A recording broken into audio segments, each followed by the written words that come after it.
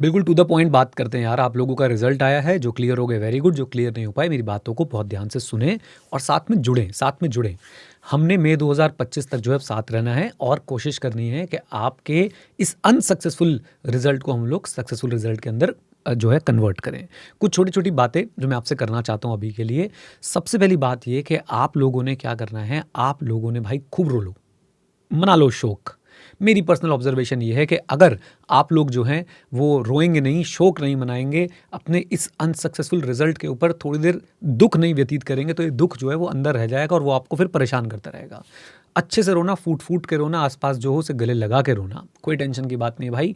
ये एक natural human emotion है, राइट। ऑब्वियसली हमने कुछ एक्सपेक्ट किया था, वो नहीं हो पाया, तो हमें दुख होगा और उस दुख को हमें निकालना बहुत ज़्यादा ज़रूरी है। अच्छा जी, अब इसके बाद आपने क्या करना है, मैंने बहुत सारे स्टेप्स आपके लिए लिखे हुए हैं, बल्कि आपको यहाँ पे दिखा भी देता हूँ। सेकंड स्टेप आप लोगों का क्या होना चाहिए? सेकंड स्टेप आपका होना चाहिए कि भाई आपको रिफ्लेक्ट ज़रूर करना है। रिफ्लेक्ट ज़रूर करना है मतलब, देखो यार सिंपल सी बात है, आप बिजनेसमैन हो, समझ लो आप एक बिजनेस चला रहे हो, आपका एक प्रोडक्ट चल नहीं पाया या आपका बिजनेस फेल हो गया, तो आपको ज़रूर ज़रूर ज़रूर रिफ्लेक्ट करना चाहिए कि आखिरकार गलती रही कहाँ।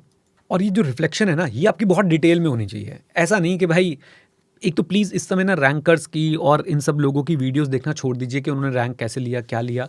हम सब अलग अलग हैं और सबका रैंक नहीं आएगा, हम सबका लेवल जो है वो अलग है। आपको इस समय बैठ के सबसे पहले ना एक कॉपी लो, पेन लो और लिखो, जो दिल में आ रहा है लिखो। जिसे हम लोग ऑडिट में बोलते हैं ना कि नैरेटिव रिकॉर्ड बनाओ, राइट। तो प्रॉपर लिख डालो कि भाई आपको क्या लगता है, कौन से सब्जेक्ट में आपको कहाँ पे दिक्कत हुई, कहाँ पे आपने सिलेक्टिव स्टडी की वजह से फेल हुए, कहाँ पे राइटिंग प्रैक्टिस की कमी थी, कहाँ पे क्वेश्चन प्रैक्टिस की कमी थी, कहाँ पे रिवीजन की कमी थी। A to Z आप टाइम मैनेज नहीं कर पाए, कहाँ पे पैनिक हुआ, A to Z सारी की सारी चीज़ें जो हैं वो लिख डालो। बहुत डिटेल में लिखिएगा, बहुत डिटेल में, राइट। और फिर उन पेजेस को स्कैन करके रख लीजिएगा या फिर उन पेजेस को बहुत संभाल के रखिएगा। बस अब आपने क्या करना है, इन्वर्ट करना है। आपने ये थोड़ा सा आपको अलग लग सकता है, but let me tell you guys, आपको ये नहीं सोचना कि पास कैसे होना है, आपको ये सोचना है कि फेल कैसे नहीं होना है, आप पास हो जाएंगे। इन्वर्ट करके सोचिए हमेशा और देखिए आपको पता चलता जाएगा कि आपको क्या नहीं करना है। उस नहीं करने वाली चीज़ को आपने एलिमिनेट करना है। रिफ्लेक्ट प्लीज़ कीजिएगा, प्लीज़। आपको मैं कैसे आपको ये इंश्योर कराऊं, कैसे आपकी अकाउंटेबिलिटी जो है वो फिक्स करूं कि आप रिफ्लेक्ट करें। आपको अपनी अकाउंटेबिलिटी खुद जो है वो भाई इंश्योर करनी पड़ेगी। रिफ्लेक्ट करने के बाद चौथी चीज़ जो मैं आपसे बोल रहा हूँ, तीसरी चीज़ जो मैं आपसे बोल रहा हूँ वो है कि भाई डिसाइड कर लो कि आपने May 25 में करना क्या है। अब आप बहुत बड़े हो गए हो यार, आपके CA फाइनल के एग्जाम्स हैं, बड़े हो गए, मतलब अब आप अपना एक डिसीजन ले सकते हो।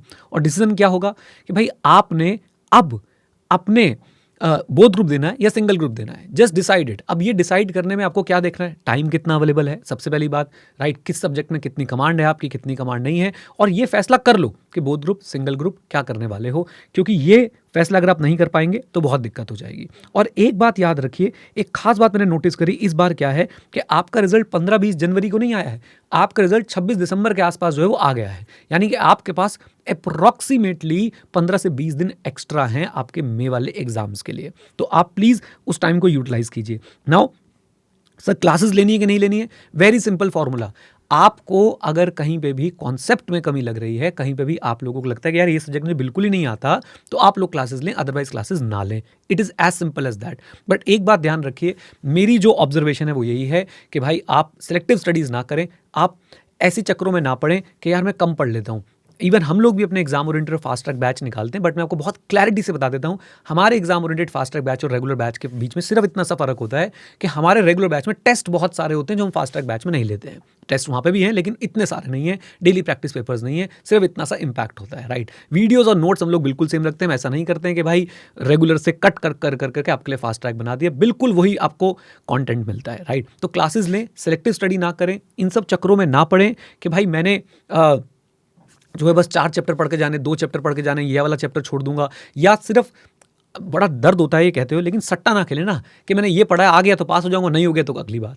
फिर आप दुख भी मत मनाना अगर ऐसा हो गया तो प्लीज़ ये सारी बातें आपने ध्यान में रखनी है। और छठी चीज़ मैं आप लोगों को क्या बोल रहा हूँ, प्लीज़ आप लोग ना टच में रहें, अपनी रिपोर्टिंग करते रहें। और आप लोगों को एक सातवीं चीज़ और ऑफर कर रहा हूँ मैं, ध्यान से सुनिएगा। अगर आप लोग सीए फाइनल का एक डिस्कशन फॉरम चाहते हैं तो सीए फाइनल ऑडिट का आपका कोई भी डाउट है आप हमसे पूछ सकते हैं कंप्लीटली फ्री ऑफ कॉस्ट। आपने क्या करना है, एक वेबसाइट आपको बता रहा हूँ, यहाँ पे जाइए सीए सर्कल, मैं इसका लिंक भी नीचे दे दूंगा, आप वहाँ पे हमारे साथ जुड़ सकते हैं। आपको जो डाउट्स पूछने हैं वहाँ पे लिखिए, जो डिस्कशन करना है वहाँ पे करिए, कंप्लीटली फ्री ऑफ कॉस्ट। लेकिन सीए फाइनल ऑडिट का डिस्कशन अभी हम लोग वहाँ पे शुरू कर रहे हैं, आने वाले समय में आपको और भी अपॉर्चुनिटीज वहाँ पे देते रहेंगे। राइट, प्लीज़ गाइज देखिए, मैं एक सही पोजीशन में हूं आपको ऐसे बताने के, क्यों, क्योंकि भाई मैं भी सीए फाइनल में फेल हुआ हूँ। आपको बहुत सारे टीचर्स मिल जाएंगे जो रैंक होल्डर्स हैं, उनको पता भी नहीं है कि फेलियर होता क्या है। तो I have gone through this, I have actually failed and bounced back. तो मुझे पता है भाई सीए फाइनल का कितना बड़ा दर्द है, क्या इम्पैक्ट है। और आपसे ये उम्मीद करता हूँ कि आप लोग जो हैं अब बाउंस बैक करेंगे, अब आप लोग जो है अपने एग्जाम बहुत अच्छे से प्रिपेयर करके देंगे, जो कमियां रह गई थी उनको सुधारेंगे। Right, it is as simple as that. और साथ में टच में रहिएगा, भूल मत जाइएगा। आप लोगों को कांस्टेंट मोटिवेशन की, कांस्टेंट इंस्पिरेशन की, कांस्टेंट गाइडेंस की जरूरत है, बिल्कुल है। अब वो हम आपके लिए करते रहेंगे। चलिए, with this note, thank you very much, stay connected, stay जय हिंद। और हाँ मित्रों, सीखते रहें, क्योंकि सीखना शुरू तो जीतना शुरू। Bye bye and take care, God bless you all.